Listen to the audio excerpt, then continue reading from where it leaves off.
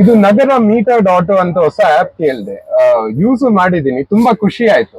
ಏನಂದ್ರೆ ಇಲ್ಲಿ ಮೀಟರ್ಡ್, ನಮ್ ಬೆಂಗಳೂರಲ್ಲಿ ನೀವು ನೋಡಿದ್ರೆ ಈ ಮೀಟರ್ ಅಂತ ಪದಾನೇ ಹೋಗ್ಬಿಟ್ಟಿದೆ. ಫಾರ್ ಎಕ್ಸಾಂಪಲ್, ಬೇಕಂದ್ರೆ ಬೇರೆ ಆಪ್ಸ್ ಎಲ್ಲ ಬಂದು ಓಲಾ, ಊಬರ್ ಇದೆಲ್ಲ ಬಂದ್ಮೇಲೆ ಒಂಥರ ಅನ್ಸುತ್ತೆ, ನಾವು ಜನ ಆಟೋ ಎತ್ಕೊಂಡು ಹೋಗುವಾಗ ಇದೇನಪ್ಪ ಮೀಟರ್ ರೇಟ್ ಗಿಂತ ಜಾಸ್ತಿ ಬೀಳುತ್ತೆ ಅಂತ.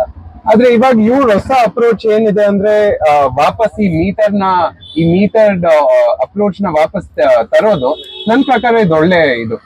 ಒಂದು ಕಸ್ಟಮರ್ಗೆ ನನ್ಗೆ ಒಂದು ಒಳ್ಳೆ ರೇಟ್ ಅಲ್ಲಿ ಸಿಗುತ್ತೆ.